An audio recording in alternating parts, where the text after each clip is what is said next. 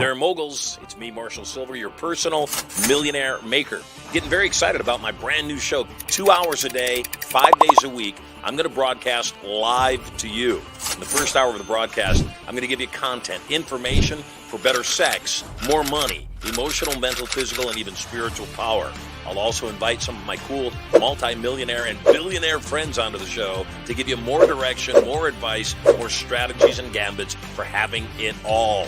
The second hour is what I'm most excited about. It's when I get a chance to chat with you. Yes, you. Where you can call in, talk to me, ask me questions. And if you say the secret word of the day, you could win $5,000 cash. At the very least, if you're the most interesting call of the day, you could also win 10 ounces of freshly minted Marshall Sylver 999 fine silver. All of that and more. Brand new Mercedes-Benz sedan or SUV up for grabs. My personal Rolls-Royce Phantom up for grabs. All the knowledge to get everything you want and so much more. All you got to do is log in to the show to get information about its release coming up. 2 hours a day, 5 days a week, coming to you live from the bunker right here at Studio Money. I'm Marshall Sylver, your personal millionaire maker. Let me bring in our hypnotist, Marshall Sylver. It's Marshall Sylver, ladies and gentlemen, the world's fastest hypnotist.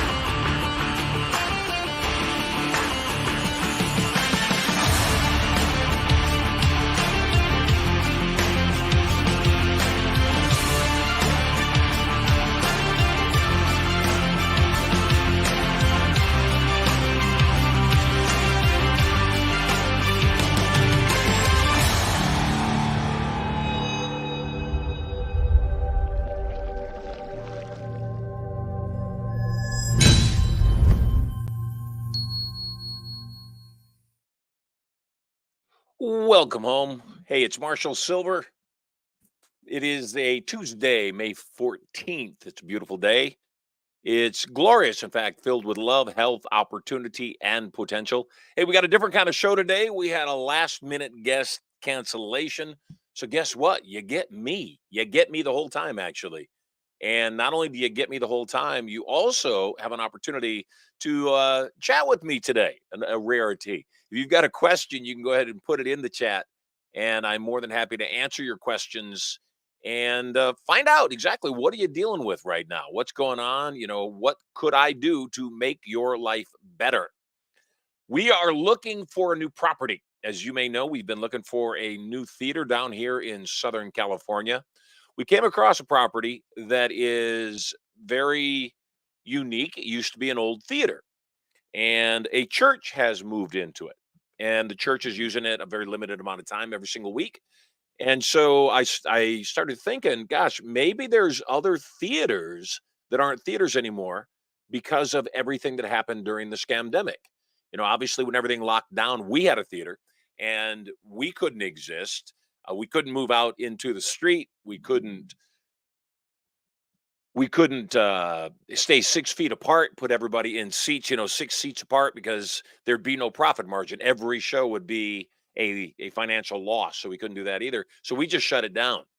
And I didn't really think about the fact that every single theater in the country shut down, and that the challenge with theaters is that they're uniquely built. And because they're uniquely built, they're not always something that can be repurposed to something else, with the raked seating, the very usually narrow rooms inside like a multiplex or a theatrical building. So a lot of the theaters that went out of business had to be repurposed and rebuilt. Well, here's the other side of the challenge. As we've been looking for space, somebody said, hey, why don't you go check out this particular location? And it happened to be in a mall. Now, I hadn't looked at any malls, and so I didn't really think much about it. I figured that retail space in a mall would probably be way too expensive for what our purposes were. But I decided to go look anyway, and I went into a mall near my home here, and it's a nice mall. It's not even a ghetto mall like some malls are. It's a nice mall. And I went in, and 1/3 at least of all the stores were closed. Now, it didn't occur to me that that would be, because I haven't been to a mall in 10 years. In fact, I think the only mall I've been to in the last 10 years was probably a strip mall to go to an Apple store. So I haven't been to a mall in a long time. Why?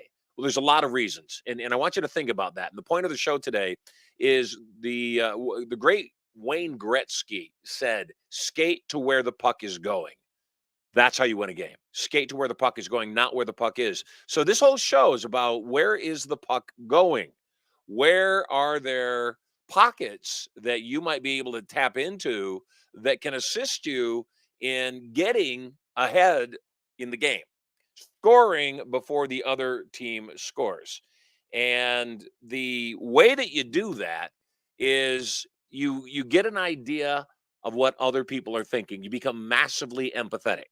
So think about this. The lockdown occurs, everything shuts down, everybody has to stay at home, so they start changing their habits. Certain companies flourish, certain companies do not.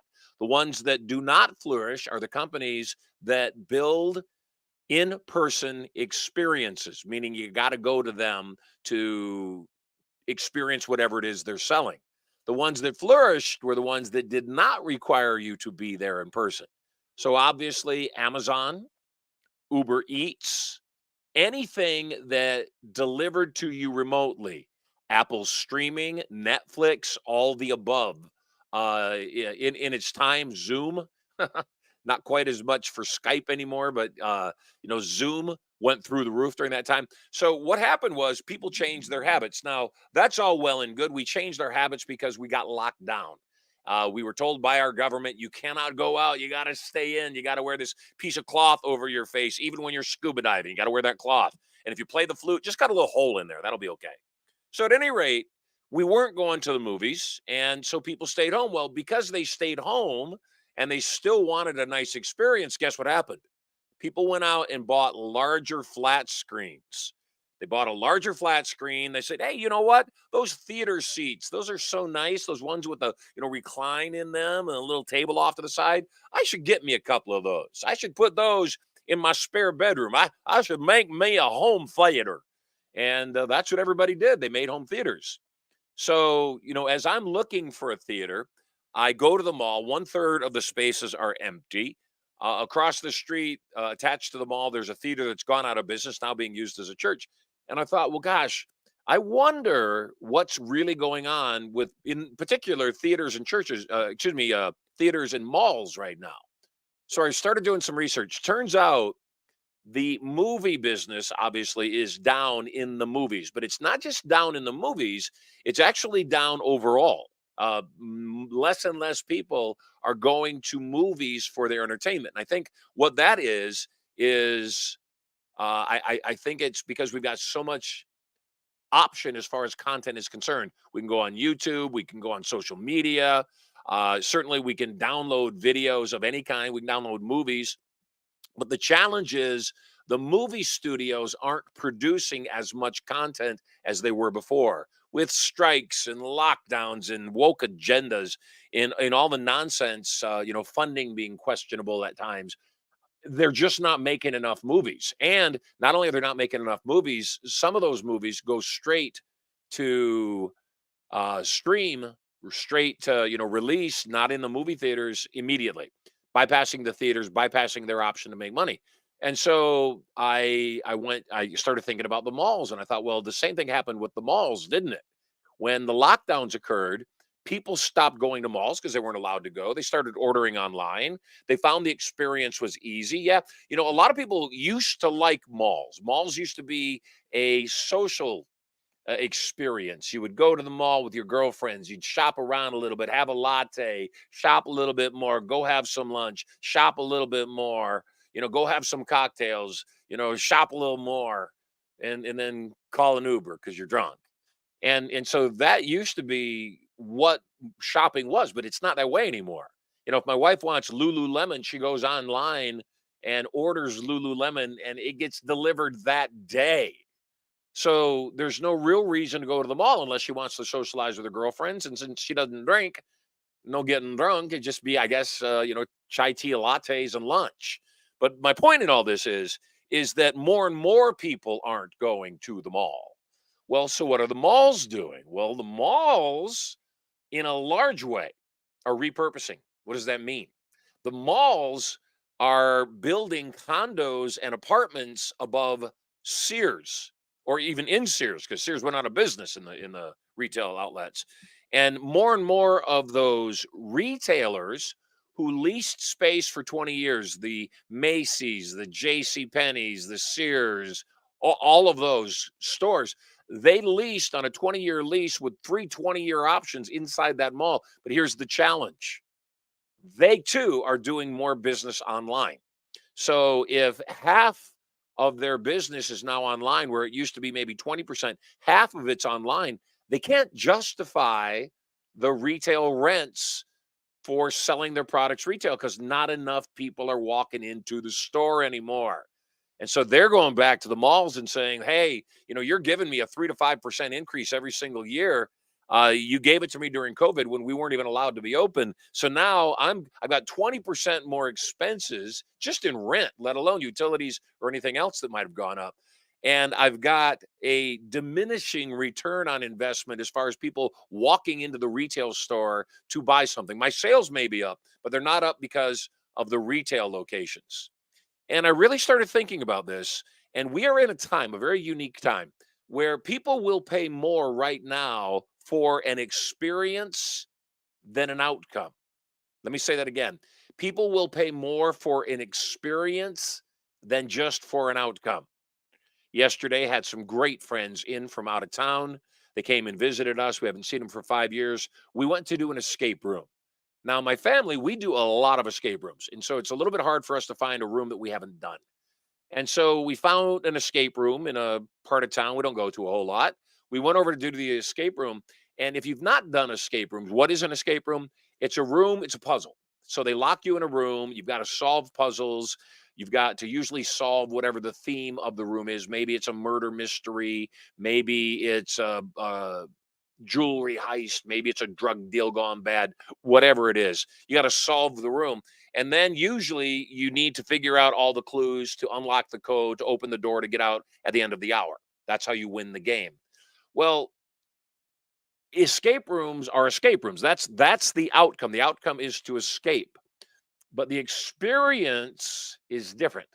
The experience, if you go into an escape room that is well planned out, the clues are interesting, they're solvable, they're not so hard that nobody gets them, because who wants to play a game that you can't win? And more than that, the props are in good condition. The set, the room that you're in, looks like what it's supposed to look like. If it's supposed to be a train car, it looks like a train car, and you can see, through the windows, you can see trees go by, whatever it is. So what I'm realizing is there's always a market for the best of something. Keep that in mind. There is always a market for the best of something. And the second thing is, not only is there always a market for the best of something, people will always pay more for a better experience. Those two things combined. I say never compete on price. I used to say never compete on price if you're unless you're Walmart. And even now I say don't compete on price even if you're Walmart, because that's not where we are in this stage of the game. In this stage of the game, what people want is consistency and predictability. If you're a cheap brand, if you're an inexpensive brand, if that's the whole point, is that you don't charge what other people charge, I get it. That is your strategic, benefit. That's your unique marketing proposition. The challenge with that is if somebody else comes along and decides to have that same strategy, then the two of you become caught in a bidding war. Both of you attempting to drive your prices lower and lower and lower, and there's just no way quality can sustain. So there's a point where you got to say, you know what, this is not a good idea. I don't want to buy it that cheap, because that cheap just doesn't work. I need to buy something a little bit better. Now, I also believe that there is, whether we like to admit it or not, there's a bigger and bigger separation in money. There's a bigger and bigger income gap. The poor are getting poorer. And unfortunately, it's going to be really, really bad very soon when the current administration is no longer the current administration and they're not in office handing out all this money, crack in effect, to people, unearned money. And then those people say, hey, what about my life when the money dries up? Why? Because it wasn't ever real. And it's going to dry up eventually. It has to. And, smart people, when they have a leg up, when they get government grants or money or handouts, they say, hey, this is going to get me over a bad time, but I'm not going to count on it for a living. So what's happened is that economic income gap has gotten wider and wider and wider. So you've got a different kind of people that are having a different kind of experience. There is almost nothing that you could put into a movie theater that would make me on a consistent basis say I would rather watch a movie there. I would rather watch a movie there. And the reason that I mean, they can put woofers under the seat to make the seat vibrate. They could put a scent in front of me to spray the scent at me. They could do any number of things, and it's not going to change the experience to the degree that I'm going to say, hey, every time I want to see a movie, I'm going to go there. When I've got a recliner at home, I've got an ocean view to the side, I can pause the movie and go use the potty. I can have gourmet food at 1/10 the cost, and I can watch it on my schedule. I don't have to watch it on somebody else's schedule. So it's very hard for a movie theater to give me a better experience than the one I could have at home. Yeah, they can rumble the seat. Yeah, they can bring in Dolby, level 151 that makes it sound like all the sounds coming inside of my head. They can do any number of things with centigrams and misters and flames and heat. It's not going to be something that I'm going to watch a movie like every day. I'm just not going to do it unless that rig's in my house. You see, the benefit of having it in my house far outweighs the novelty of my booty shaking while I'm watching a movie. Same thing with a mall. The malls have to get back to being an experience. So my wife said she was chatting with my son, and his buddy was doing taekwondo, not in a storefront, not in a retail front, but the school had rented space in the mall. So they were doing the class right in the middle of the mall. Well, number one, I don't know what the rental rate was, but I'm guessing it might have been free. It might have been totally free. Why would the mall give that jujitsu gym space in the middle of the mall for free? Well, because it's no skin off their back. Number two, it brings excitement to the mall. Number three, it brings bodies in form of the students that are coming in for the classes. It brings bodies that may have not been to the mall like I haven't been in 10 years. So it gets them back there. I think more and more malls are not only going to go multi-purpose and start building condos and apartments. I think they're going to find alternative things to do in the mall. I think you're going to see a lot like what the malls in Vegas are, where they are an overall experience, where there's entertainers up and down the mall, where there's a canal that goes through the mall, and you can ride on the gondolas. You can jump on the roller coaster that goes over the top of the mall. There's live entertainment shows going on inside the mall, like the Fremont Street Experience, which is really just a mall down in Vegas. You've got entertainers, street performers, regular bands, all sorts of things that can only be experienced live. I can watch Taylor Swift, as we did actually. I can watch her concert on the big screen, which we did, and that is an experience. If I really love Taylor Swift, I might want to be with a whole lot of other people that also love Taylor Swift. So the concert would be something that is not the outcome, because the outcome was listen to her music, watch her perform on stage. I just did that. The experience of being there, though, is different. So, what else is there where things have shifted, where people are taking their delivery in a different way? Cameras, anything to do with being able to remotely experience something, such as this, flourishing. Any kind of tech that allows me to do what we're doing, just like this, flourishing. On tomorrow's show, I've got a live guest, Michael Hardmoney Lucolano. Michael is one of the best people that I've ever met in helping you find funding for your real estate deals. He's going to be here at the studio live. We're actually going to go into the backyard and do it live. And we're going to be shooting on DJI cameras, pocket cameras, actually. They're not even phones. They're just the camera part, except they're about the size of a toothbrush and a toothbrush holder that you might take on a camping trip. You can zoom on the video. They're remarkable. The microphones are so good at condensing sound that I can wear the mic out by the ocean, and normally you would hear nothing but the roar of the ocean, and these microphones pick up absolutely perfect audible conversation, just magic. So, what else has changed? Cameras have shrunk. Everything that makes our life easier and more instant, more accessible, and more fun.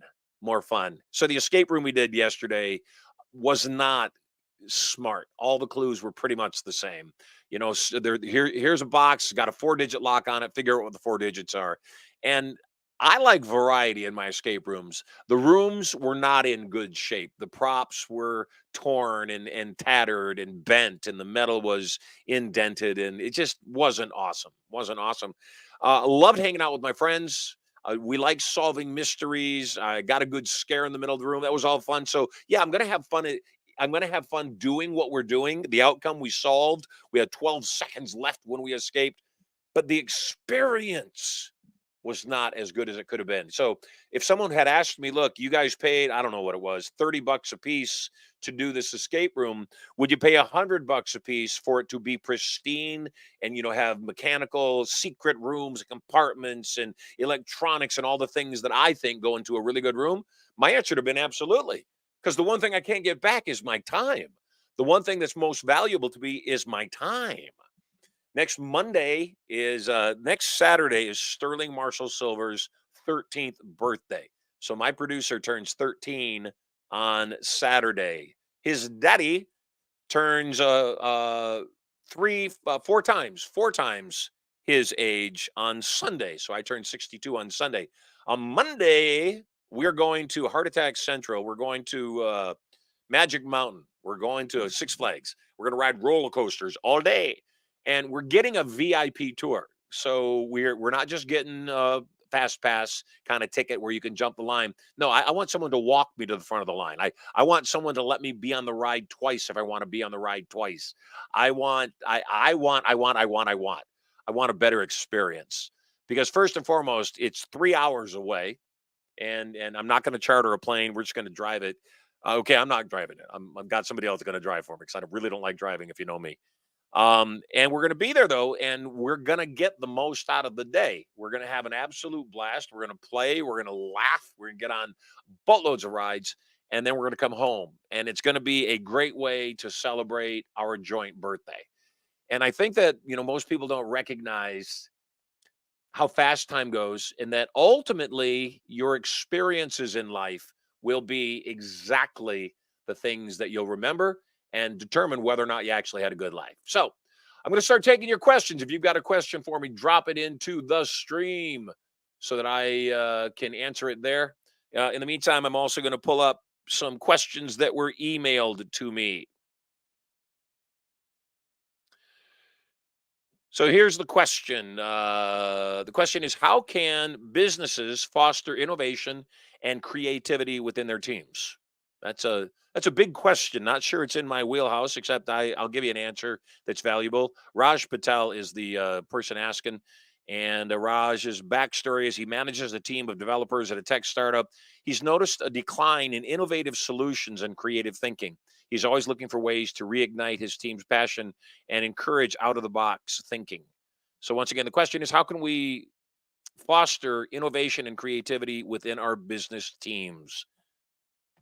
Good question. And I'm going to answer that in depthly. And I'm going to preface it by saying that I'm not great at this and I'm seeking to be better. First and foremost, there's a line in a song by Kenny Loggins that comes to mind. And the line is, I once met a man who knew where he was going and he invited everyone to come along. And what that means to me is there's a chapter in Think and Grow Rich that talks about a definition of purpose, that you've got to have a definition of purpose.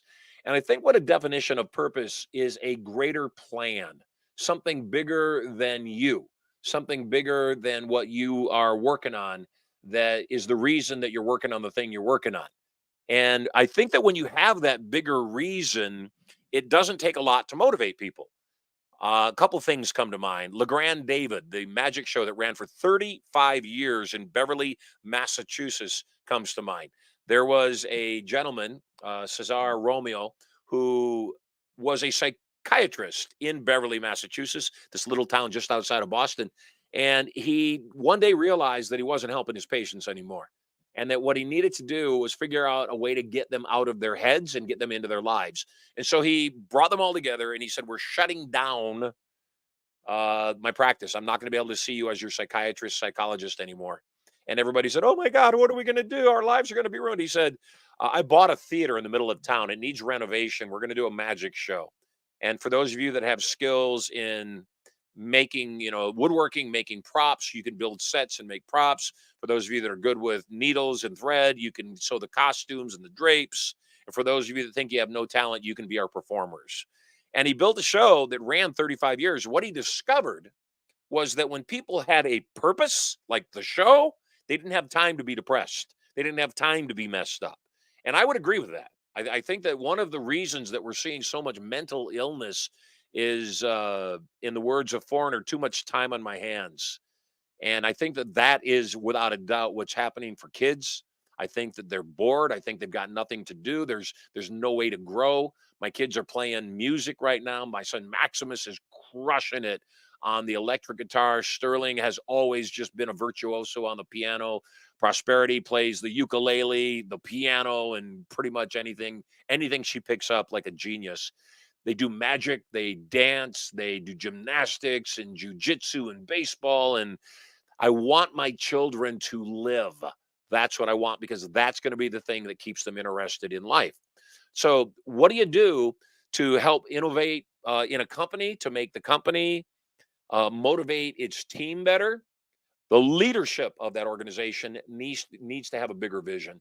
The leadership needs to communicate that vision in such a way that it enrolls everybody else that is a part of that company and makes everybody else say, "Okay, how can I be a part of this glorious vision?"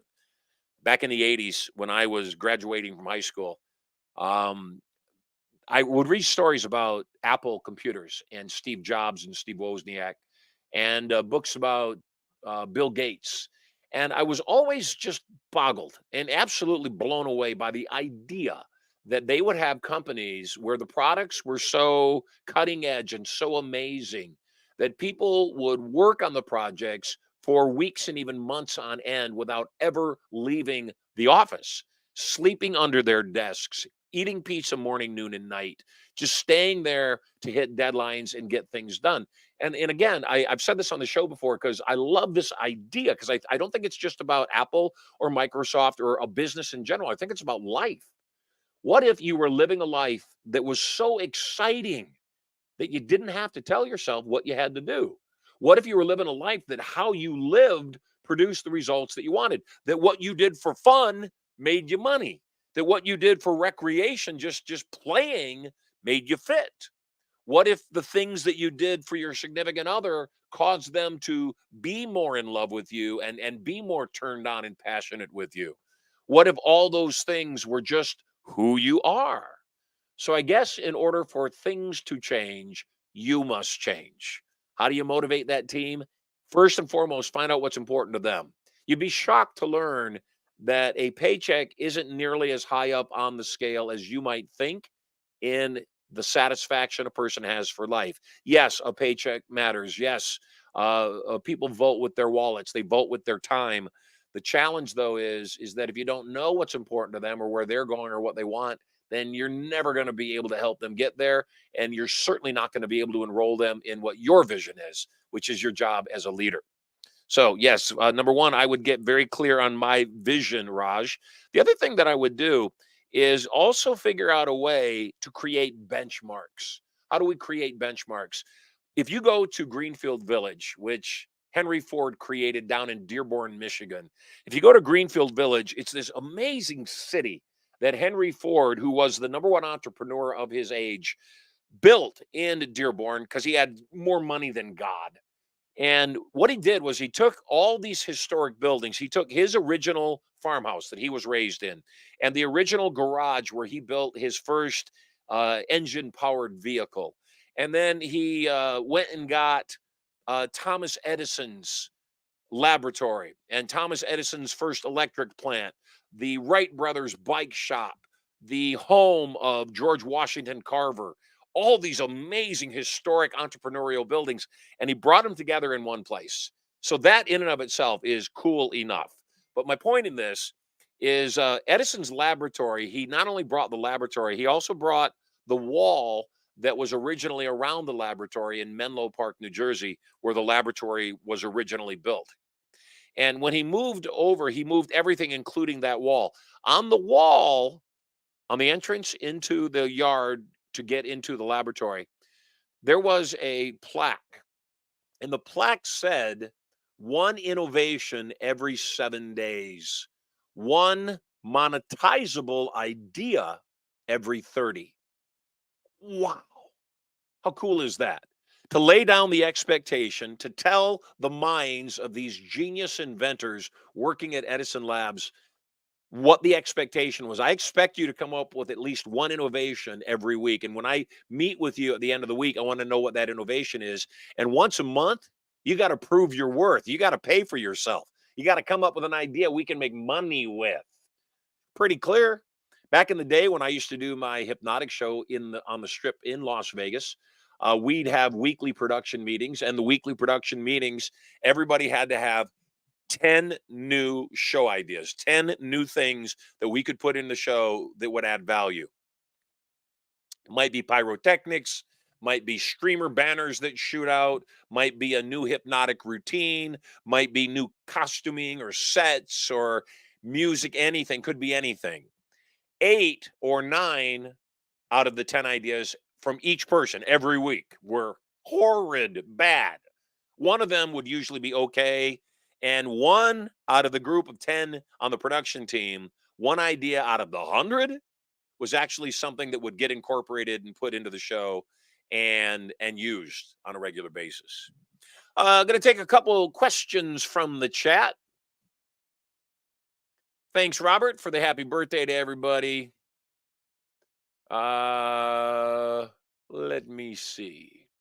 What's the first step to formulating courses? Good question, Crystal Lee Copley. What's the first step to formulating courses? Find out if anybody wants to buy it. That's the first question. You don't want to waste your time building a course that nobody buys. There's no point. Many years ago, I was performing my show. I was 23 years old, and I was performing at the local college. Every single week, I'd have 1,500 college students at the local pub, and they loved my show. I was making $1,000 a week, not too bad for a 23-year-old guy doing a 75-minute show, having a lot of fun, hanging out with college kids, people my age. I decided, because I always do whenever there's a crowd of people, man, I should sell them something. And I thought, what would a crowd of college students want to buy? And I said, I'm going to come up with a memory course. And the memory course is going to teach them how to speed read and recall information at 1/10 the time they're doing it now. What a great concept. Finish my studies, be able to go out and have fun and party and get it all done, get best grades I've ever gotten. $29. What a deal. So I go do the show, and every week at the end of the show, I would offer up this $29 course in speed reading and memory and comprehension. And at the end of 4 weeks, guess how many I sold? Donut. There was a guy that used to come to the show every single week, get on stage, get hypnotized. Great subject. I would always see him buying a boatload of beer for him and his friends. And so I asked him after the fourth week, why haven't you signed up for the course? He goes, man, your course sounds great, but it cuts into my beer money. That was the reason nobody was buying. They didn't want to spend the money on anything other than their fun and their social environment. Maybe the bar wasn't the right place for that marketing message. Who knows? But they weren't buying. So now, whenever I create a course, I do something called dry testing. What is dry testing? You say, hey, I've got this course. We're going to bring it out. The retail is going to be X. If you want to buy it pre-release, the investment's going to be 50% of X. So I'll give you a 50% discount for the first 30 people that buy this thing, and then the price is going to go back up to full X. It does two things. Number, it lets you know if people are interested, because if you just do a product, do a course, say, hey, I'm launching this course, then Crystal, everyone will tell you they want to buy the course, but nobody will. If they tell you they want to buy the course, you say, great, pull out your credit card. I want to give you a discount. You got to sign up now. You'll find out who was patronizing you and just trying to be nice and who was actually going to sign up for your course. So that's the first thing, dry test it. What's the second thing you do? One of the other things that you can do that's very useful is put out some social media posts and say, hey, I'm thinking about doing a course in this area. What questions would you have in this area? As you probably know, if you're watching this right now and you know me at all, my forte is monetizing live events. I teach people how to massively monetize their live events, how to go from doing a few hundred or even a few $1,000s per head in sales to doing 10, 15, $20,000 per person at their live event, which means if you've got 100 people at your live event, you could do $1 million easily in sales from that live event. So what I do is I ask people, if I were to teach you how to do live events more effectively, what would you want to learn? People will say, well, I want to learn, how do I create the curriculum? Awesome. Start throwing some noodles against the wall and find out what they want. Bear in mind, you got to put out crap before you put out crap 2.0. The second thing that I teach people in live events is you must sell something. You should have two, maybe three offers, no more than three offers at your fulfillment event. Why not more than three? A confused mind doesn't make a choice at all. None.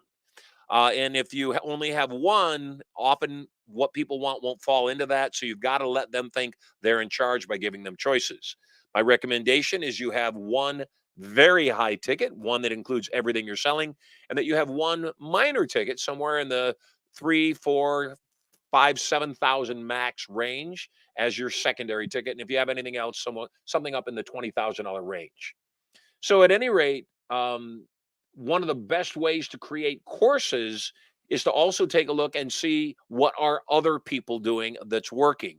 Are they doing a course on investing in notes? Are they doing a course on making money with crypto? Are they doing a course how to get laid on a regular basis?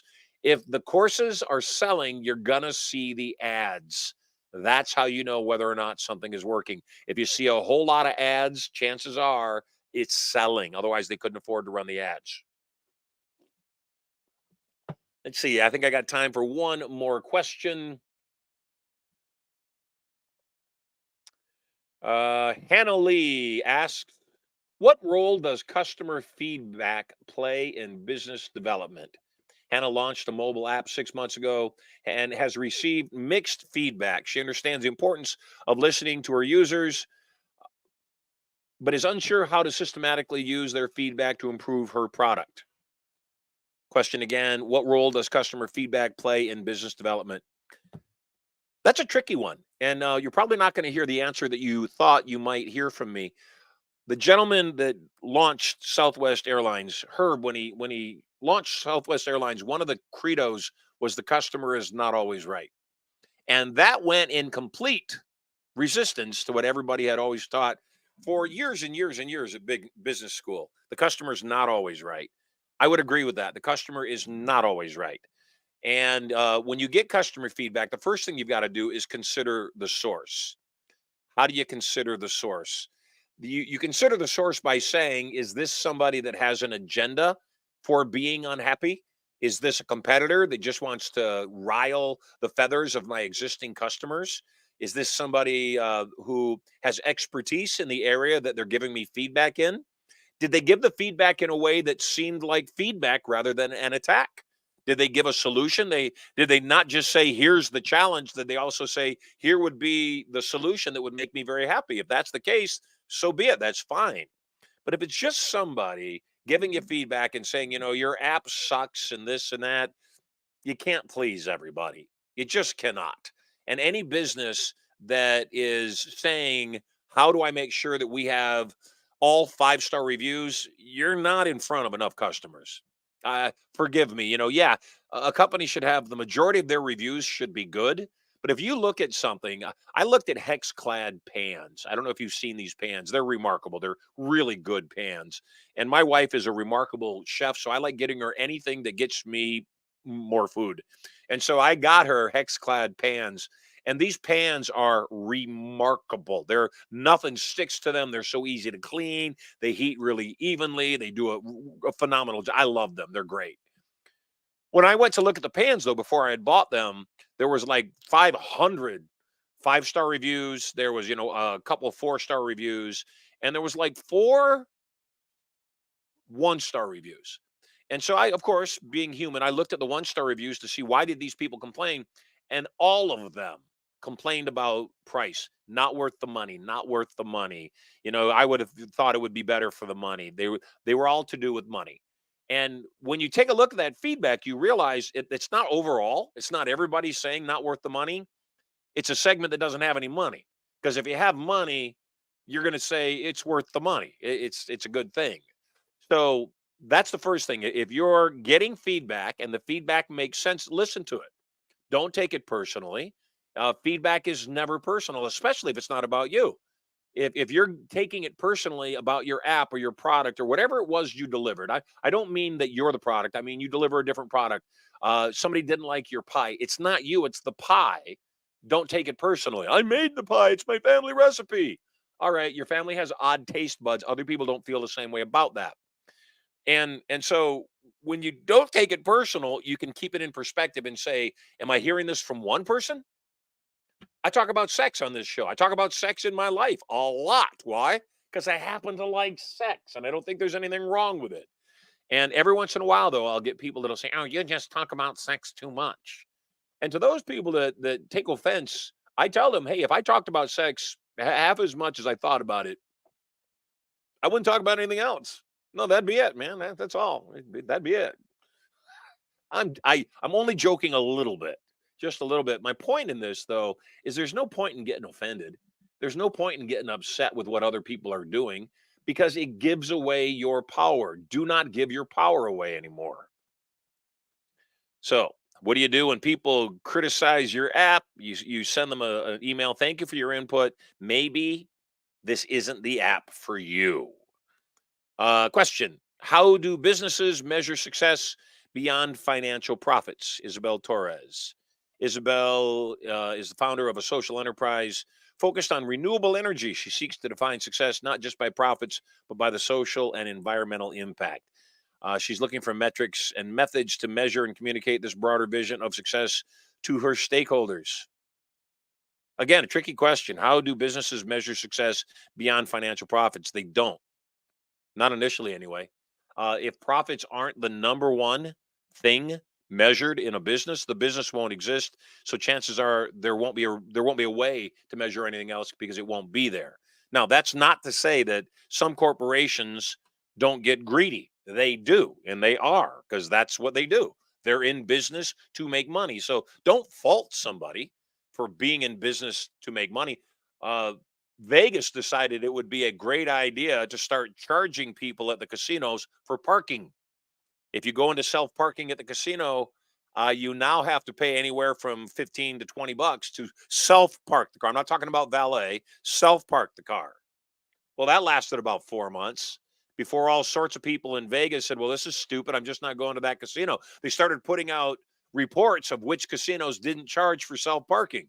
What a dumb thing. Was it a good profit center for the casino? I'm sure it was. Did it balance out against the loss of clientele? Absolutely. So there was zero gain and no opportunity for growth and plenty of opportunity to simply piss off your customers. That's not to say you couldn't charge for parking. You got to give a better experience. When I go to Vegas, when I go to anything on the strip or any place that has valet or self parking, I always take valet parking. Who wouldn't? Less walking. I don't have to find but it costs 20 bucks to valet park. Costs 30 bucks. Okay, it's $30 of me not wandering around looking for my car.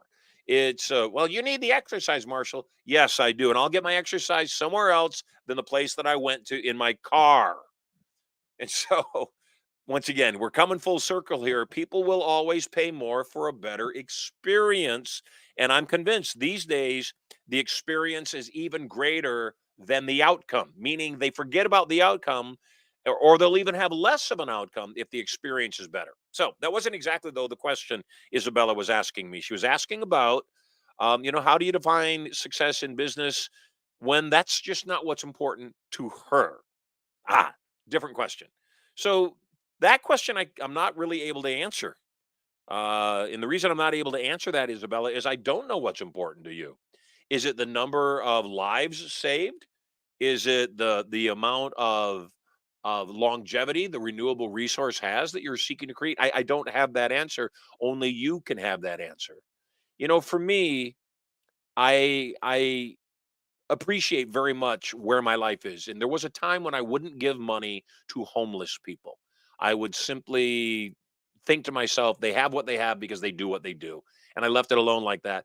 My mother, we were homeless twice. My family was homeless twice. We lived in the back of a station wagon for about 30 days at one point. And another point, I remember we were living in a motel room that a local motel allowed us to live in for very cheap, just because we would have been out in the middle of a Michigan winter, we would have died.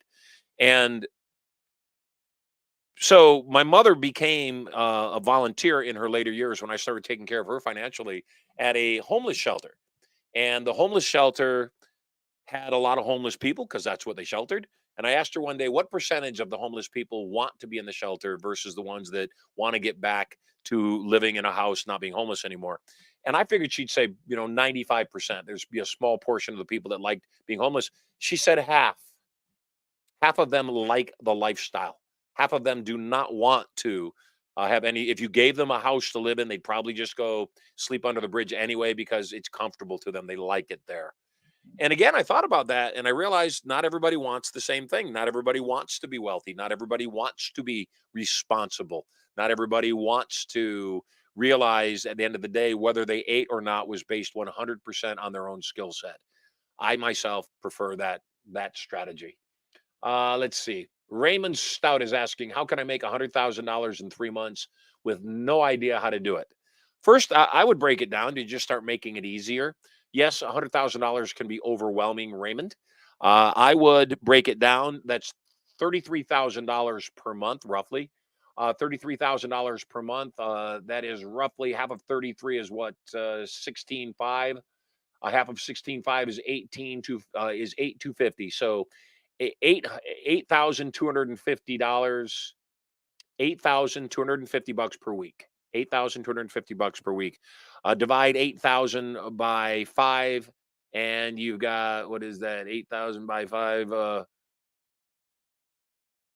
What's my 1,600 a day? Duh. 1,600 a day on an 8-hour day. $200 an hour. So that's what you're seeking is $200 an hour if you're seeking to make $100,000. I think my math is off. At any rate, different question. So let me finish the answer to the question. How do you start generating money? First and foremost, like I said at the top of the show, skate to where the puck is going. Figure out how to solve other people's needs. Get out of your head, get into their lives. I will also tell you anybody seeking to make $100,000 in 3 months, eat chicken while hunting elephants. I cannot drive this point home enough. Figure out how to make a little bit of money while you're focused on how to harvest that larger amount of money. When you start figuring that out, when you realize that, oh, if I do X, I receive $20. If I do 10 times X, I receive $200. Then what happens is all you've got to do is start to scale, just scale. And when you scale, what happens is you can just start cookie cuttering it, much like McDonald's. When I get on stage, I open my mouth and money pours in. To what tune? Well, if it's my own event, if it's Turning Point, to the tune of about $10,000 to $20,000 per person. So if that's what happens when I stand on stage, how do I make money? Put butts in the room. If what you're doing to make money is something that requires people, then let's back up and ask the question, who am I serving? Who's my avatar customer? If you have absolutely no idea of what to do, Raymond, the first thing you've got to figure out is what are your foundational skills and build on those foundational skills. All of you watching the show right now, if I ask you, what are your top 3 superpowers? What would you tell me? What are your top 3 superpowers? What would you tell me? One last question before I wrap up. Atomic Wealth Strategies, Jordan and Amanda ask, how does someone practice mastering the art of influence on a day-to-day basis? That's a simple question, actually. And the way you master that is you become focused on outcome. There's really no point in mastering influence unless there is an outcome. If there's no outcome, you're not really influencing, you're just observing. So, mastering influence is paying attention to every single word. Anybody that has kids, and obviously you folks have kids, anybody that has kids knows that every word matters. Everything you say, every action you take, every way you conduct yourself communicates something. And so what you've got to do is ask, is my communication taking me closer or further away from what I want? There's no gray area. It either is or it isn't. And when you start realizing it either is or it isn't, then you will start getting more of what you like. Hey, like I said, great show today. Thanks so much for hanging out with me intimately. It's Marshall Sylver, your personal millionaire maker. On tomorrow's show, we've got a live guest actually right here in the studio. We're going to take it to the beach with Michael Hard Money Lucalano, and we're going to blow your mind. So make sure you join us tomorrow morning. It's going to be live. We're using a brand new rig, a brand new setup with the DJI cameras, so you'll have a chance to see how the results go. You're totally loved. You're amazing. Take care. I'll see you tomorrow. Hey there, moguls. It's me, Marshall Sylver, your personal millionaire maker. Getting very excited about my brand new show coming up 2 hours a day, 5 days a week. I'm going to broadcast live to you. I'm going to give you content, information, emotional, mental, physical, and even spiritual power. I'll also invite some of my cool multi-millionaire and billionaire friends onto the show to give you more direction, more advice for having it all. All the knowledge to get everything you want and so much more. All you got to do is log in to the show to get information coming to you live from the bunker right here at Studio Money. So stay tuned.